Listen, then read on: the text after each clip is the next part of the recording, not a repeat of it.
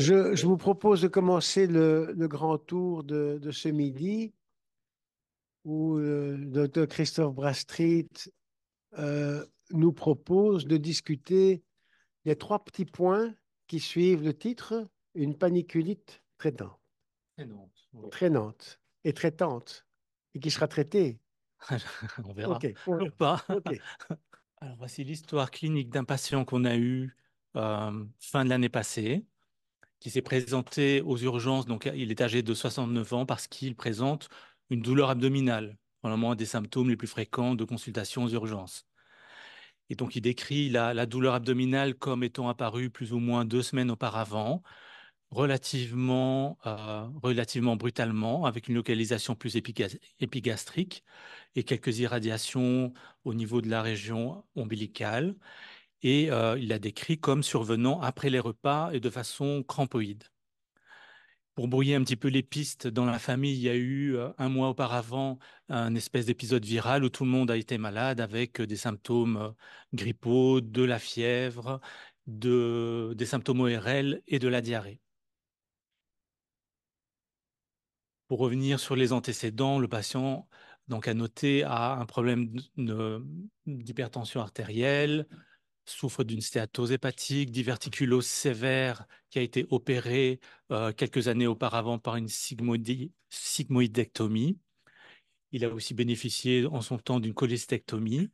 Et plus récemment, il a fait une ablation de fibrillation auriculaire et il avait présenté lors d'un un épisode chirurgical d'arthroscopie une embolie pulmonaire pour laquelle il ne prenait plus aucun traitement au moment où il a été admis. Donc son traitement pour l'instant consiste en Coversyl, Trazodone et l'Eliquis qu'il avait pris du temps de sa fibrillation auriculaire a été arrêté compte tenu du fait qu'il a été ablaté. Donc, il avoue qu'il boit quand même plusieurs verres de vin par jour et ne fume pas par ailleurs.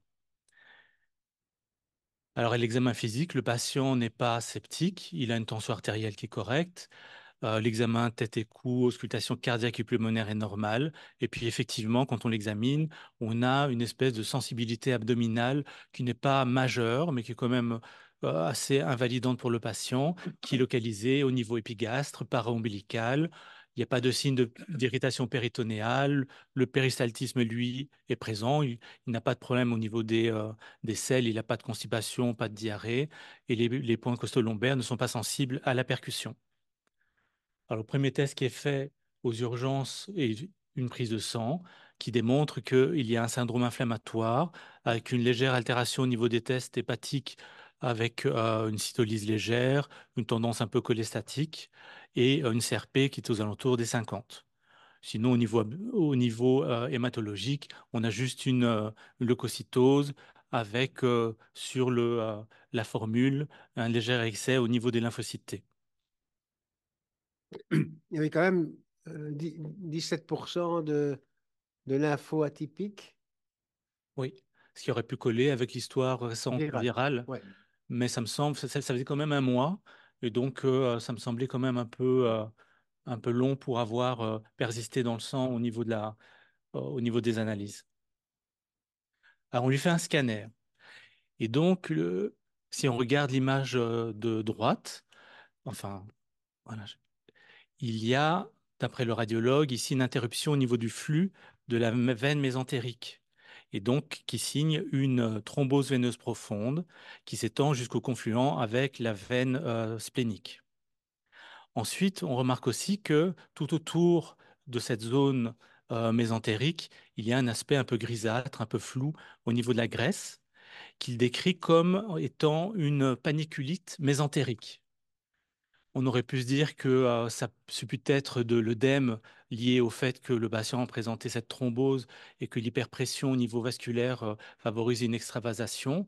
Mais effectivement, quand on regarde de vieux scanners du patient, on remarque que 3 ans auparavant, il avait aussi tendance à avoir un espèce de flou de la graisse mésentérique et à l'époque déjà avait été décrit une paniculite mésentérique.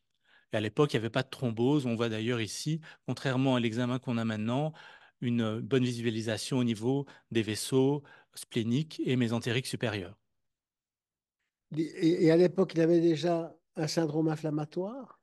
Je n'ai pas retrouvé de prise de sang à ce moment-là. Je pense que euh, je n'ai même pas retrouvé la raison pour laquelle il avait fait ce scan. Ok.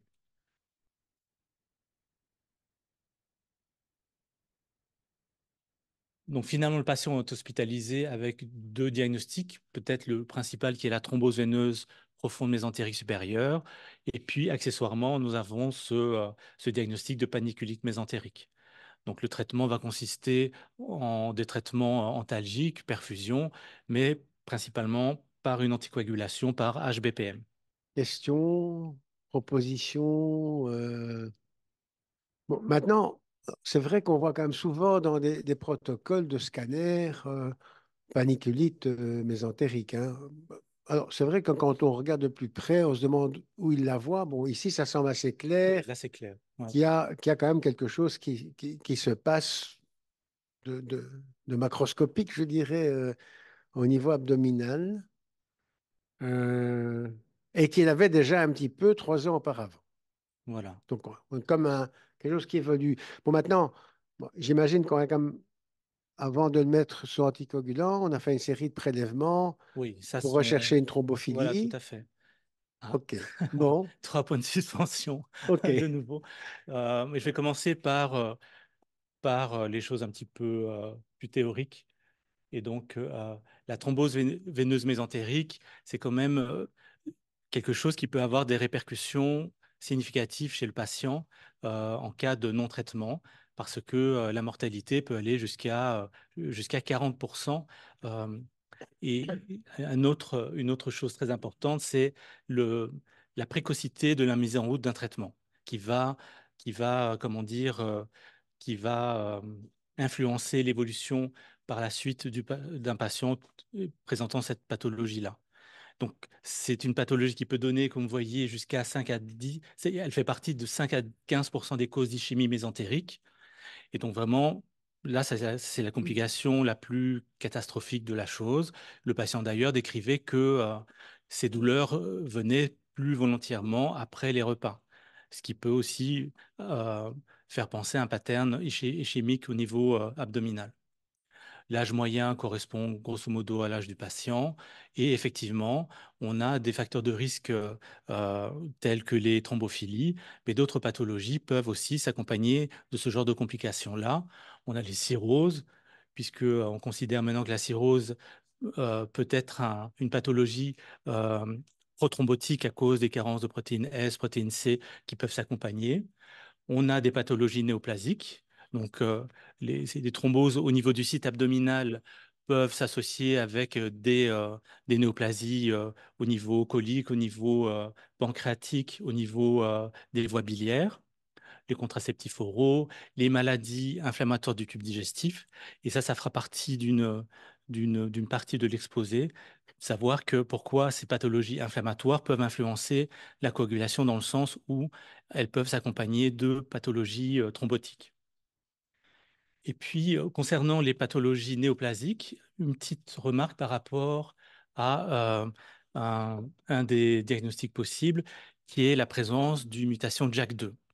Et la mutation de JAK2, c'est la mutation qu'en tant qu'hématologue, on demande pour faire le diagnostic des polyglobulies, des thrombocytoses, parce que, elle accompagne environ 90% des gens avec des vaquaises, un petit peu moins pour les thrombocytoses essentielles.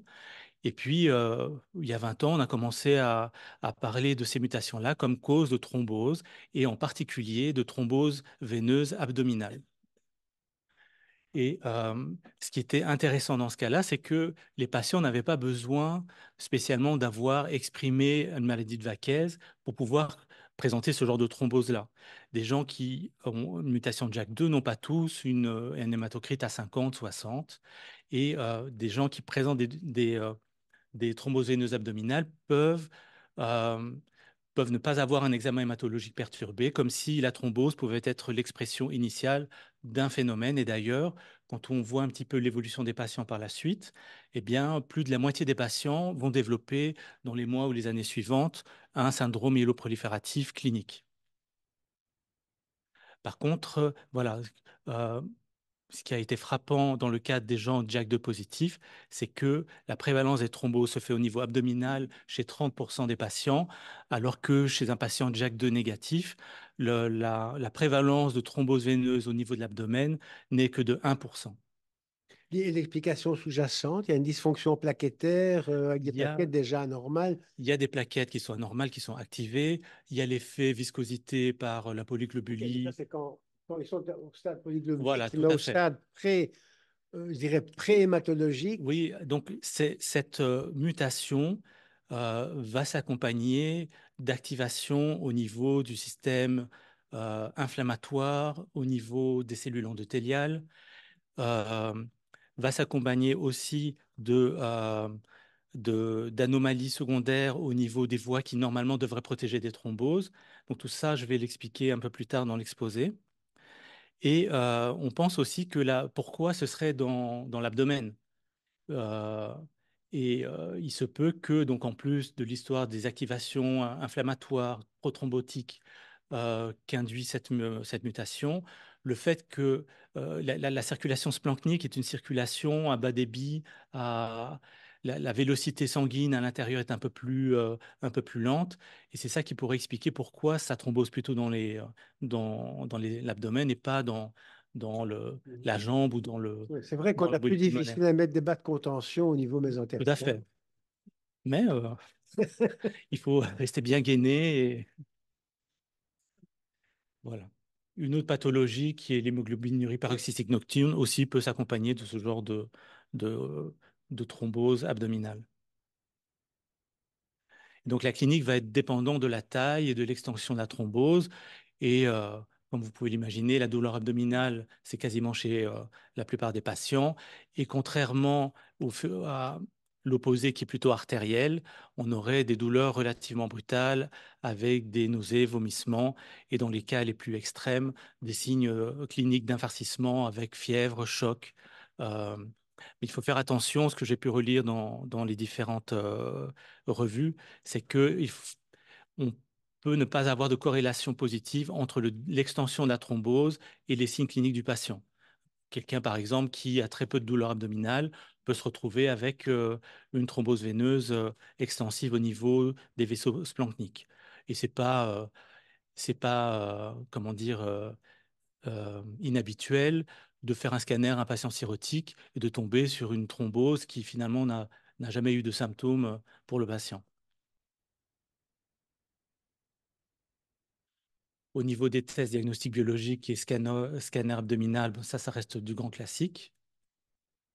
Et au niveau du traitement, eh bien, l'anticoagulation est la base du traitement et la précocité de la mise en route de l'anticoagulation est essentielle parce que le but, c'est d'avoir une reperméabilisation le plus importante possible de la thrombose et que plus on traite tôt, plus on peut espérer cette reperméabilisation qui va se situer entre 60 et 80%.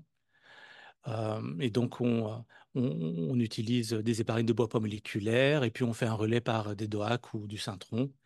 On peut utiliser la radiologie interventionnelle dans des cas où l'anticoagulation serait trop risquée, avec des patients qui peuvent présenter d'emblée des rectorragies importantes suite à l'ischémie.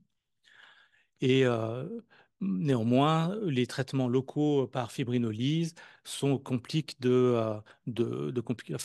d'hémorragie de façon significative et éventuellement une thrombectomie peut être réalisée. Et la chirurgie intervient dans les cas extrêmes où il y a une ischémie sévère, des perforations et des complications euh, secondaires. Voilà un petit peu un algorithme que j'avais retrouvé sur une revue qui n'apporte pas grand-chose. Voilà. Juste revenir sur la mortalité, 40%, mais sachez que si le patient, il y a un délai de diagnostic et que le patient arrive à un stade où il y a une ischémie mésentérique et qu'il y a lieu de l'opérer, par exemple, la mortalité, là, elle est déjà au moins de 75%. Le patient a très peu de chances de, d'en sortir. Ensuite, comme toutes les maladies thromboemboliques veineuses, c'est une pathologie qui peut avoir des récidives. Et on estime que le risque de récidive chez un patient chez qui on arrête l'anticoagulation est d'environ 25%. Euh, et si jamais on opte vers une anticoagulation à long terme, on peut diminuer ce risque de récidive à 3%. Ce qui est intéressant aussi, c'est que quand il y a récidive, c'est pas nécessairement à l'endroit où il y a eu la thrombose au niveau abdominal. La moitié des patients vont faire une thrombose veineuse profonde ou une embolie pulmonaire par la suite. Et que raison de plus pour essayer d'intensifier le traitement et de donner un traitement précoce, c'est que en cas de thrombose résiduelle, malgré le traitement, on peut avoir une thrombose qui devient chronique avec des phénomènes d'obstruction, des phénomènes de malabsorption suite à l'œdème au niveau des parois. Il y a certains patients qui doivent être traités par TPN à domicile parce que ils sont incapables d'absorber le moindre nutriment à cause des complications de la thrombose. Alors là, j'en viens à la deuxième partie, puisque le patient avait deux diagnostics. On en arrive maintenant à la paniculique mésentérique. Et donc, moi, j'avais toujours pensé que le mésentère, c'était un espèce de, euh, de fascia qui ne servait à rien. Mais apparemment, euh, on commence à penser que le mésentère devrait être considéré comme un organe à part entière qui est connecté avec les différents intestins, depuis l'œsophage jusqu'à la région anorectale, et qui peut y avoir une certaine degré de communication entre ce enfin ce mésentère et ces organes-là. Il est constitué majoritairement de graisse, mais on y trouve aussi des cellules de tissu conjonctif, des lymphatiques et des vaisseaux sanguins. Et donc la paniculique mésentérique, c'est un terme un peu générique qui va regrouper plusieurs entités qui finalement peuvent être des expressions différentes d'une même entité ou des expressions à différents stades de la maladie. Et ça, on retrouve dans la littérature des termes comme paniculique mésentérique, lipodystrophie mésentérique, mésentérie sclérosante. Et le point commun de tout cela, c'est va y avoir un phénomène inflammatoire qui va être parfois sclérosant, qui va entreprendre le tissu adipeux du mésentère, qui va donner une réaction inflammatoire, des nécroses et parfois des scléroses. Peut-être pour rappeler historiquement les causes médicamenteuses, vous vous souvenez que le deuxième bêta-bloquant qui avait été mis sur le marché après l'Indéral, c'était le Practolol, l'Éraldin, et donc ça donnait des paniculites mésentériques, enfin sclérosants, un peu comme une fibrose Oui. rétropéritonéale, mais au niveau du mésentère, et puis ça a été rapidement retiré du marché. Ouais. Quoi? Des rires aussi, oui. Ça, c'était plus avant. Euh, mais c'est assez étonnant, le Practolol, comme quoi il y a des effets qui ne sont pas des effets de classe et qui sont des effets propres à ce nouveau métabloquant à l'époque. Oui. Justement, j'avais quelques médicaments, je crois le pergolide aussi. Enfin, je vais y arriver un peu plus tard. Et donc, c'est un tableau qui reprend les différentes entités. Et puis on se demande si finalement ces différentes entités ne sont pas le continuum de la même maladie, avec à l'état initial plutôt le côté lipodystrophique, parce qu'à ce moment-là, on a comme élément pathologique une nécrose au niveau de la graisse abdominale, avec le remplacement, euh, euh, avec le remplacement de cette graisse par des macrophages spumeux. Et généralement, les patients à ce stade-là sont asymptomatiques. Ensuite, quand la maladie passe à un stade 2, eh bien, à ce moment-là, c'est la réaction inflammatoire qui devient prédominante. Et à ce moment-là, les patients ont des symptômes cliniques, fièvre, altération d'état général, douleur abdominale.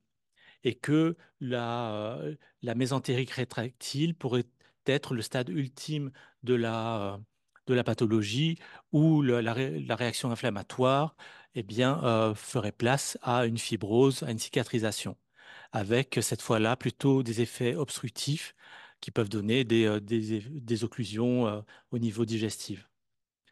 Et ces pathologies-là sont des pathologies qui ne restent pas statiques donc dans le temps, avec des patients qui peuvent, dans la plupart du temps, une fois qu'on fait le diagnostic, rester stables à un certain stade. Euh, Parfois, les patients, plus rarement en tout cas, peuvent avoir une résolution spontanée de l'affection. Et puis, chez 2 à 16% des patients, on va avoir une évolution progressive d'un stade à l'autre. Et quel est le pourcentage qui font des thromboses veineuses? Moi, je Non, dirais parce que que quand on voit le stade avec un truc rétractile, on se dit que ça pourrait influencer le débit veineux, la stase, éventuellement les oui, mais comme vous thromboses. allez voir plus tard, je pense que c'est le stade inflammatoire qui pourrait influencer plus le risque de thrombose, indépendamment d'un problème au niveau du débit.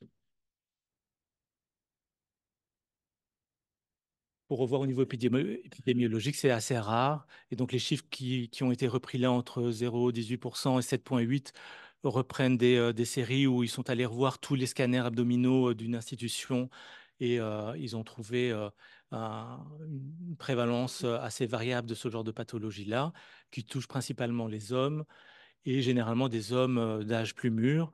C'est beaucoup plus rare chez les enfants et les adolescents parce que ils sont censés avoir moins de graisse abdominale que les gens plus âgés. Et donc cette pathologie-là, on commence à la considérer plus comme une maladie auto-immune à proprement parler, pardon, parce que elle comporte dans son histoire des, euh, des éléments qui collent parfaitement à ce genre de pathologie-là, comme par exemple une tendance familiale, probablement un background génétique qui peut favoriser sa survenue. Et puis à un moment, on va avoir un trigger, quelque chose qui va déclencher la réponse inflammatoire. Et dans à peu près 30% des cas, eh bien, ce sont des traumas abdominaux au sens large du terme. Ça peut être des traumas traumatiques ou alors des traumas induits par la chirurgie. Euh, Certains cas ont été décrits aussi post-colonoscopie. D'autres pathologies, cette fois clairement auto-immunes ou inflammatoires, sont aussi impliquées dans la genèse des paniculites mésentériques comme la maladie IgG4, arthrite rhumatoïde, lupus, des pathologies, euh, des pathologies néoplasiques, infectieuses, des vasculites et donc des médicaments. Et là, j'avais pergolide et paroxétine. Mais ils n'ont pas repris les deux médicaments. Oui, qui Mais n'existe ça, je plus, non? pense que voilà, sont des médicaments Oui. qui sont actuellement sur le marché. Au niveau des pathologies néoplasiques, un tiers des pathologies sont des pathologies hématologiques des lymphomes. Et puis, on a des pathologies qui sont des pathologies solides.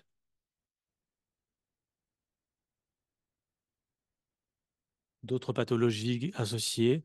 Donc, dans certaines revues, on voit une association entre le fait d'avoir des lithiases vésiculaires avec la survenue d'une paniculite, les ulcères, l'utilisation du tabac. Les gens qui ont un syndrome métabolique ont plus de risques de développer ce genre de pathologie-là. Ce qui est logique puisque je pense que leur graisse abdominale est plus importante qu'un patient n'ayant pas ça. Et donc, au niveau clinique, on a 15% des patients qui sont asympto ou paucisymptomatiques.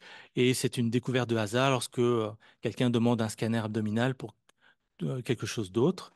Et quand les patients deviennent symptomatiques, donc plutôt dans une phase inflammatoire, on a la douleur abdominale, centrale, diffuse.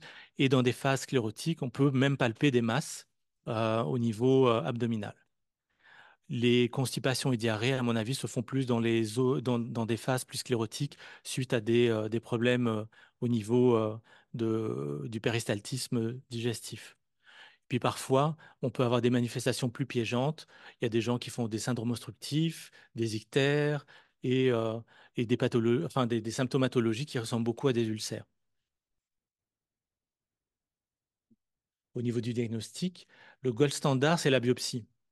Et c'est en fait un diagnostic assez compliqué parce que on peut avoir d'autres pathologies qui vont donner ce genre d'image-là et que on considère que bon, au niveau biologique, il n'y a rien de très spécifique qui permet d'étayer le diagnostic. Et on a longtemps considéré que la biopsie était, euh, était le gold standard pour mettre en évidence les nécroses adipeuses, les infiltrations, les macrophages pumeux, mais que ça se fait de moins en moins parce que le scanner devient de plus en plus performant et on voit des images qui ressemblent relativement à l'image qu'a présenté le patient. Et au niveau du traitement, eh bien, ça va dépendre aussi de l'extension de la maladie, des symptômes du patient. Et donc, dans les cas où les patients sont asymptomatiques, eh bien, on ne doit rien faire, on doit les surveiller, voir un peu si les patients vont rester probablement dans un stade qui est le même que celui dans lequel il est au moment du diagnostic, mais jusqu'à 16% des patients vont évoluer vers un stade qui peut être sclérosant et donc nécessite alors, justifie un follow-up par scanner des patients tous les 6 mois à 1 an.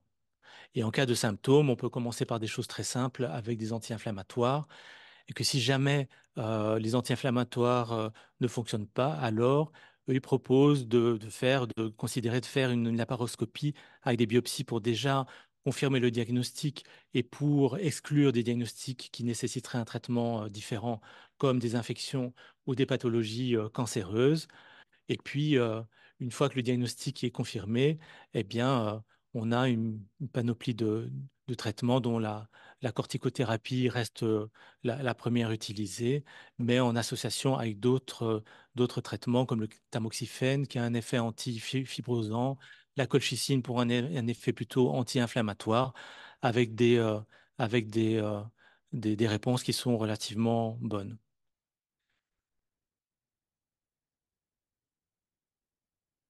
Alors, je ne sais pas s'il y a des questions à ce stade. Parce que là, on revient sur le Non. patient. Oui.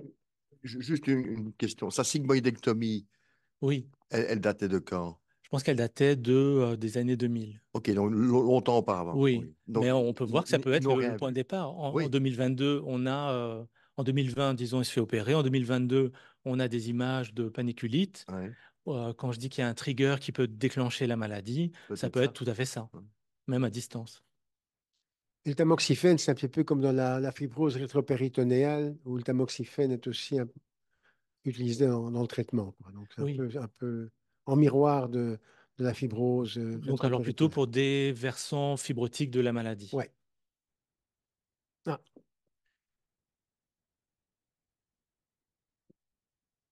Merci. Alors, les traitements, ils sont indiqués pour traiter la douleur ou essayer de faire régresser les masses Et plutôt pour de faire l'activité? régresser et pour traiter la douleur parce que ça fait partie des raisons pour lesquelles on en viendrait à à devoir traiter la pathologie. Hmm. Alors, on irait jusqu'à un contrôle négatif de scanner et donc de disparition de la paniculite. Où on s'arrête. Moi, je pense que les images de scanner peuvent persister en dehors, enfin, même si le patient redevient asymptomatique.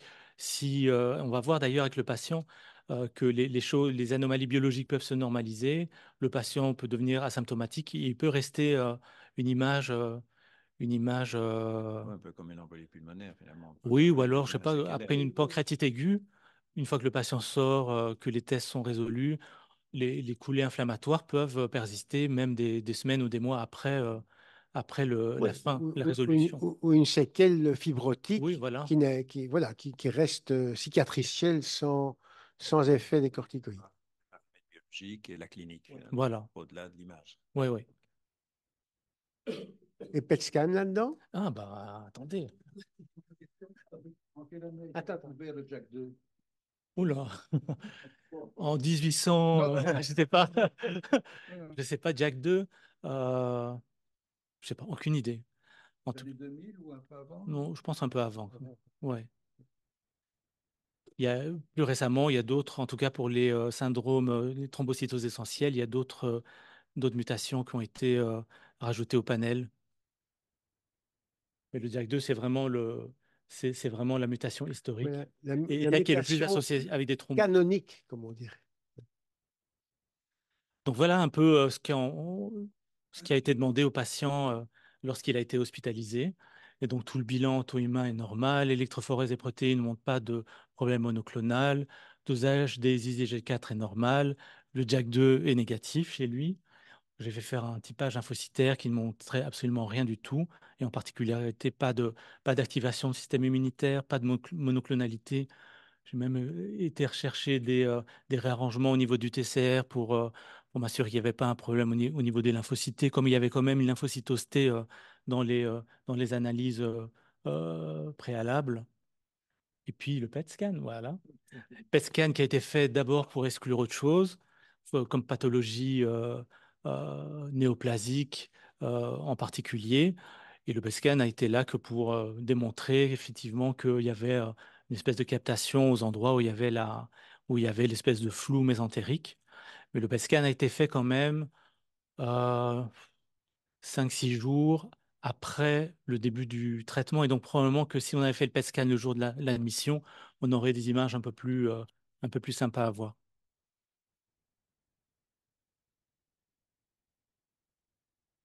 On a fait un bilan de thrombophilie.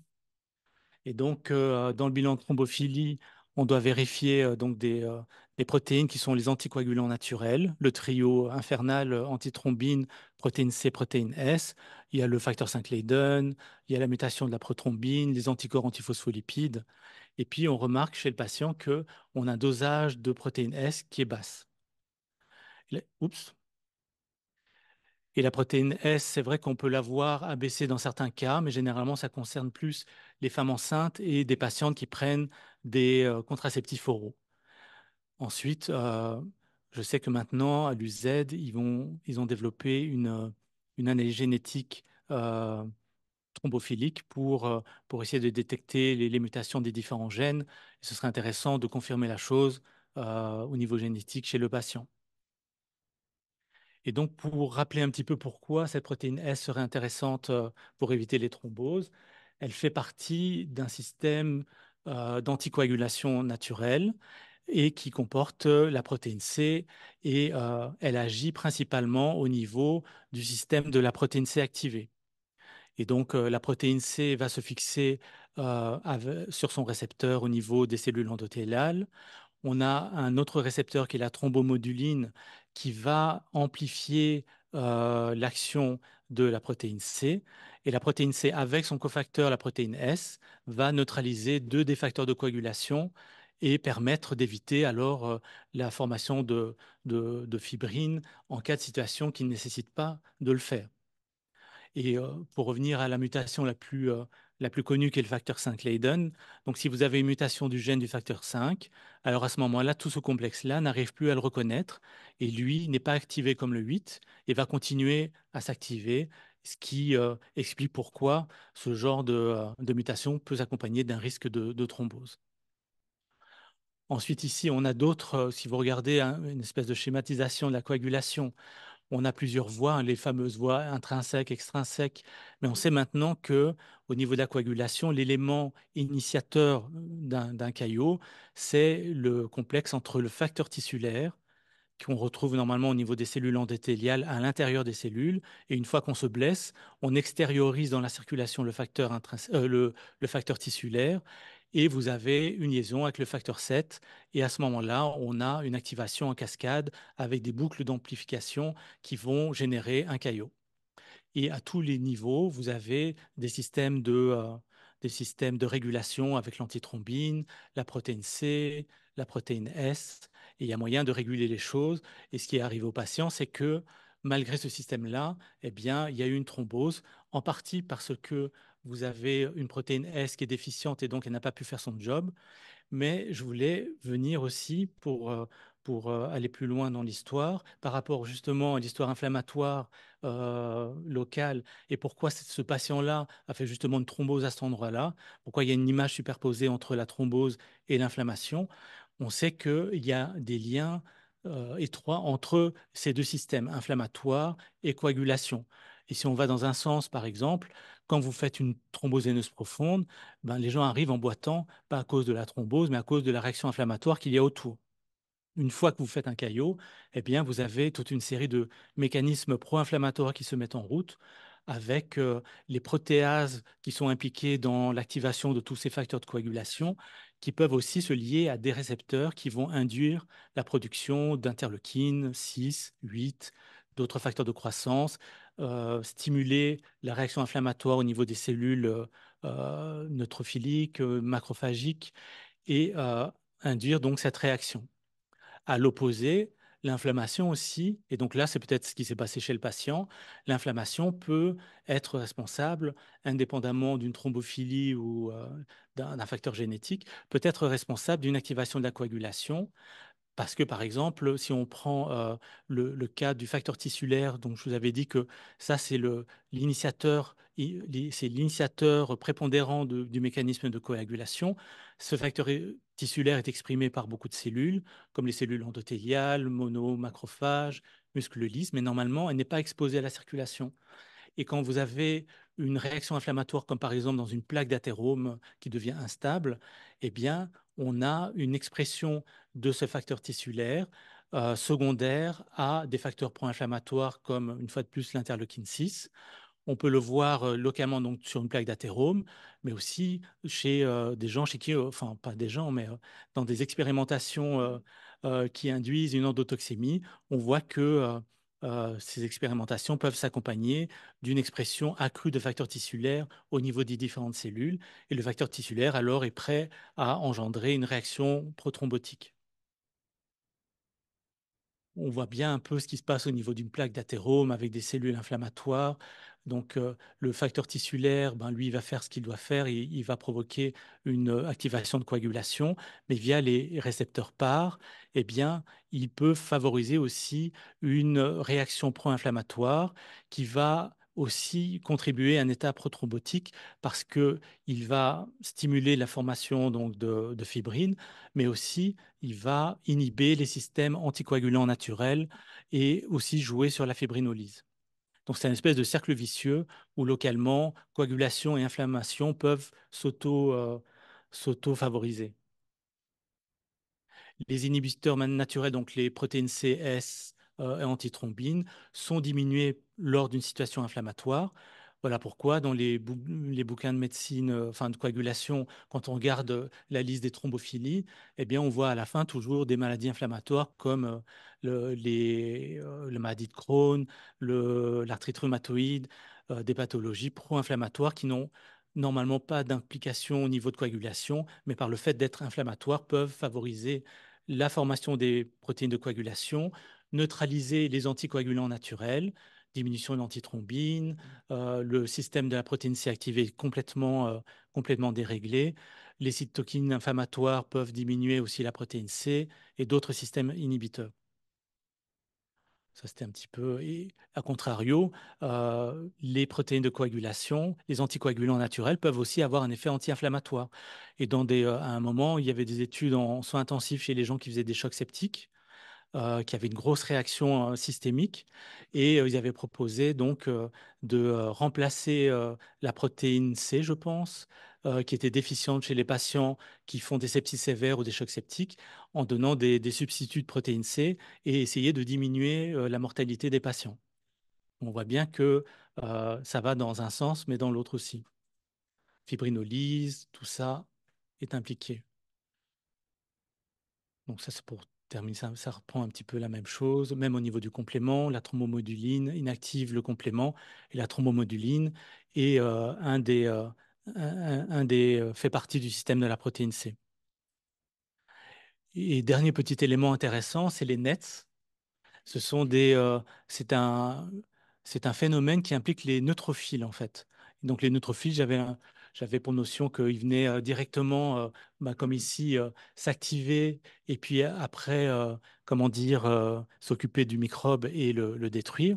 Mais en cas de pathologie sévère, eh bien, ils ont un autre moyen de défense qui sont en fait l'émission d'espèces de filaments. Ça s'appelle des NETs, donc c'est des Neutrophils Extracellular Traps. Ce sont des bouts de chromatine avec du DNA, de l'histone, et ces espèces de filaments qui sortent du PMN pour aller au niveau des sites inflammatoires peuvent aussi activer la coagulation, activer les systèmes inflammatoires et favoriser les thromboses. Et donc le patient, bon maintenant, qu'est-ce qui est arrivé avec lui? Donc, le patient a eu une bonne évolution clinique globale. Au début, il a eu un traitement relativement simple avec des antidouleurs classiques, paracétamol, Tradonal, il a eu des anti-inflammatoires. Ça a eu un effet bénéfique sur le syndrome inflammatoire, comme on va voir sur un graphe, mais il a continué à se plaindre d'une douleur. Et c'est vrai que dans ce moment-là, c'est difficile de faire la différence entre la douleur qui serait induite par l'inflammation liée à la thrombose et le fait qu'il y avait dans un background une paniculite mésentérique. Et donc, compte tenu malgré le fait que les paramètres inflammatoires diminuaient et que le patient continuait à se plaindre de douleur, on a changé les anti-inflammatoires en méthylprénisolone et puis il a commencé un traitement avec une accélération du processus de guérison, en tout cas au niveau clinique, avec une douleur qui a quasiment disparu après. Et donc, vous voyez ici les premiers résultats des tests lors de l'hospitalisation. Il est monté jusqu'à presque 100 de CRP. Et puis, avec le traitement anti-inflammatoire classique et probablement, je pense aussi, le traitement anticoagulant qui a un effet anti-inflammatoire, on a eu déjà une une bonne action au niveau de la CRP avec un traitement relativement classique. Et puis, le fait de rajouter des corticoïdes a seulement été motivé par le fait qu'il y avait quand même quelque chose qui continuait à échapper au traitement, qui était la douleur du patient. Alors, c'est après que les choses se compliquent parce que le patient, il devait partir en voyage et il n'était pas question pour lui de ne pas partir. Donc, finalement, sa corticothérapie, elle a duré que 72 heures, mais bon, avec une bonne évolution, sauf au niveau des tensions, où il a commencé à avoir des hypertensions artérielles et on ne s'est pas senti très à l'aise de le laisser partir en voyage avec du Medrol sans avoir un suivi. Donc finalement, c'est la raison pour laquelle vous voyez que le patient, finalement, il est pas ressorti avec du Medrol. On a changé les héparines de bois moléculaire par du Lixiana.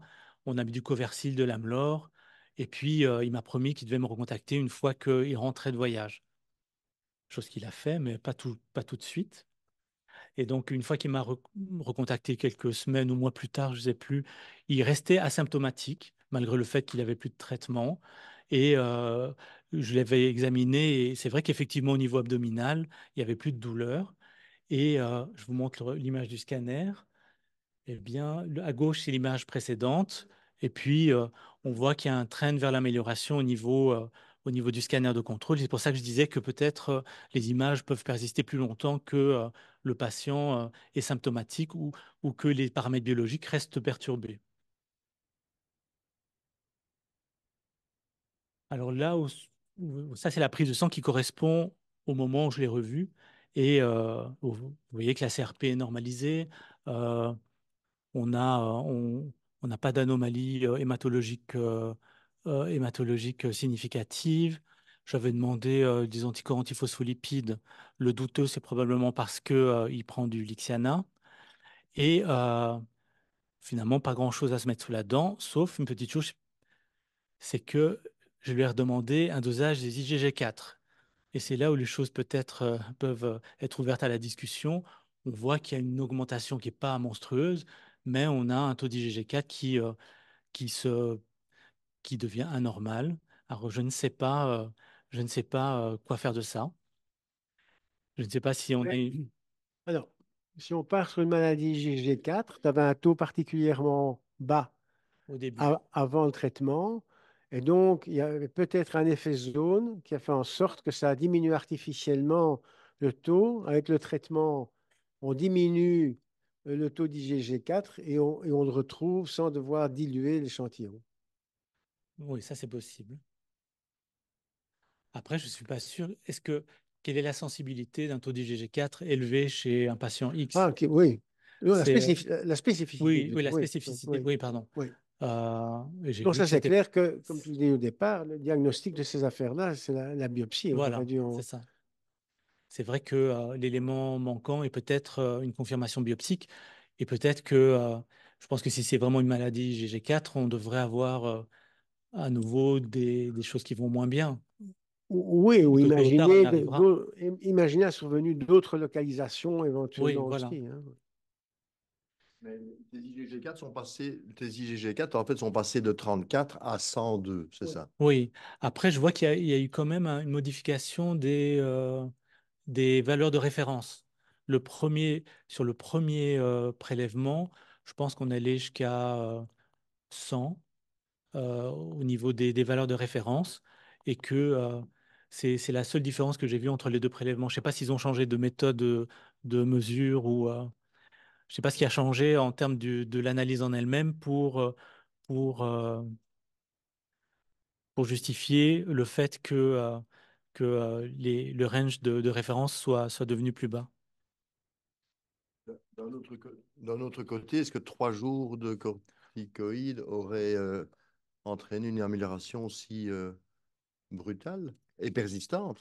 D'habitude, ça doit se maintenir pendant des mois et puis après, petit à petit, Oui. Écoute, moi, je comme une patiente d'origine thaïlandaise qui a une maladie IgG4 qui se manifestait essentiellement par des tuméfactions salivaires, mais également avec une atteinte pancréatique.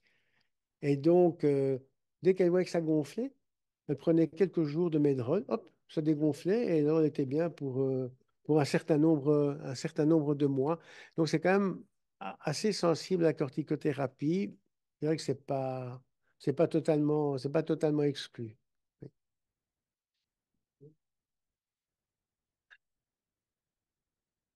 c'est tout.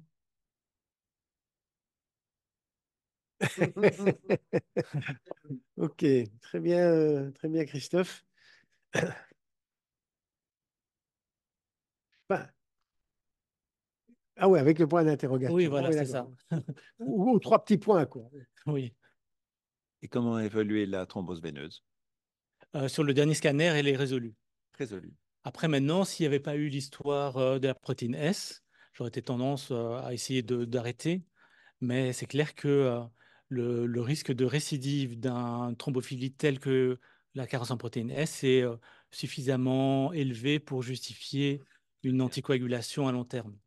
Et donc, éventuellement, peut-être diminuer la dose de Lixiana à 30 et continuer comme ça. Et si je me réfère à l'inflammation locale, en tout cas, tant que cette inflammation sera là, je pense qu'aussi, indépendamment de la protéine S, il y aura un risque de récidive. Dire qu'on arrête généralement quand il y a un facteur précipitant qui n'est plus là au moment où on arrête. Mais là, je ne peux pas considérer que, il est 100% Alors, et maîtrisé. tu lui as laissé encore une Oui, anticoagulation? oui, toujours Oui, ok. sous Lixiana. Cas d'épaississement tissulaire qui pourrait évoquer ce diagnostic Non, non, lui, il IgG4 était finalement. purement d'épaississement tissulaire de... Oui, de parois digestives, la région biopancréatique, Non, non, aussi non. qu'on peut Ah oui, avoir par rapport aux IgG4. IgG4. Non, non, il n'y a rien de... Et pour Élie, le taux d'IgG4 est toujours positif en cas de... Non, hein, Non, donc non, c'est non, non. déjà Donc, Non. c'est exact. Donc, c'est ni suffisamment sensible, ni suffisamment spécifique. Et donc, il faut vraiment intégrer euh, l'ensemble de la clinique pour évoquer une maladie IgG4. Et ici, effectivement, il y a d'autres facteurs potentiels qui ont pu donner cette paniculite mésentérique, comme La l'intervention chirurgie. chirurgicale initiale. Donc, ça reste... voilà. Je dirais que l'intérêt ici, c'est d'avoir comme un point d'attention et dans le suivi, éventuellement suivre le taux pour voir s'il augmente et surtout d'être attentif à d'autres manifestations pancréatiques, salivaires, etc. Et donc ici, le cheminement intellectuel, plutôt que de mettre deux entités, elles sont liées, très probablement. Mais quel Oui, serait elles sont le liées. premier mouvement de Enfin, chacune l'une par rapport à avait un l'autre? facteur favorisant différent, Exact. l'une avec la chirurgie éventuellement, l'autre avec la protéine S. Et puis, Et que voilà, le les deux phénomène entités se sont... inflammatoire a Voilà. favorisé la thrombose veineuse. Chacune s'est alimentée de l'autre, en fait. Maintenant, l'histoire de, comme tu montrais, de dire plus on traite longtemps avec les anticoagulants, moins on a de récidive, ben, c'est également valable Pour pour n'importe quelle les... thrombose veineuse. Ouais. Thrombose veineuse profonde, c'est pareil, quoi. Bon, là, la décision de poursuivre un traitement au-delà de 6 mois est à discuter au cas par cas, parce Voilà. qu'évidemment, on va diminuer malgré tout le risque de récidive. Donc, le tout, c'est de voir les facteurs qui pourraient voilà, être conjugués pour donner une récidive. Mais dans Et certains puis, cas, on est amené à traiter plus longtemps, hein. voilà. Évidemment, quand il y a un facteur qui est définitif, je sais pas, un anticorps antiphospholipide, là, on est Là, parti oui, de il n'y a pas le façon choix. continue. OK, bien. Facteur 8 est revenu à la normale. Ah, Allô? il y a Bernard Stern qui intervient. Tu Est-ce que disais, le facteur Bernard? 8, est-ce que le facteur 8 est revenu à la normale? Parce qu'il était Je l'ai pas augmenté. recontrôlé. Mais c'est Ah, vrai que le facteur 8 fait partie des choses qui peuvent influencer le devenir d'une thrombose. Mais c'est le genre de facteur qu'on dose à chaque embolie pulmonaire ou thrombose veineuse profonde, ils sont tous très élevés. Et ce qui fait partie, parce que le facteur 8 fait partie des facteurs qui vont réagir à l'inflammation. Et 9,9 chances sur 10 après, quand on recontrôle, eh bien, on a un facteur 8 qui retombe à la normale. Et quand on parle d'excès de facteur 8, c'est généralement dans les 300, 400, 500%. Il y a des Ici, gens qui c'était à persistent, qui 400. gardent un facteur à 400%, même loin du phénomène thrombotique. Et on sait que, à l'opposé de l'hémophilie où il y aurait une carence, il y a des gens qui, pour des raisons probablement génétiques, ont des facteurs 8 en chronique qui restent très élevés. Et ceux-là, c'est aussi des gens qui doivent garder des anticoagulations à long terme. Et donc, la remarque, c'est dans l'évaluation du facteur 8, il faut s'assurer qu'il n'y ait pas de phénomène inflammatoire, Voilà. sauf s'il est vraiment élevé de manière extrêmement... Oui, ça vaut toujours la peine de recontrôler une fois que. Mais je pense que parallèlement à la protéine S, ça fera partie des choses que je vais redemander dans le la prochaine suivi. fois que je Oui. l'attrape. Et le Entre deux facteur voyages. 11 est aussi piégeant, hein. Le, Facteur 11 est aussi piégeant. moi, c'est plutôt le 8, 9. Le 11, on n'a pas trop l'habitude de les demander dans des événements thrombotiques aigus, puisque c'est plutôt un facteur de risque hémorragique en cas de carence, mais probablement qu'il doit augmenter aussi comme les autres. Ah, moi, j'ai déjà eu le cas d'embolie pulmonaire avec des facteurs 11 au plafond, hein. Ah ouais.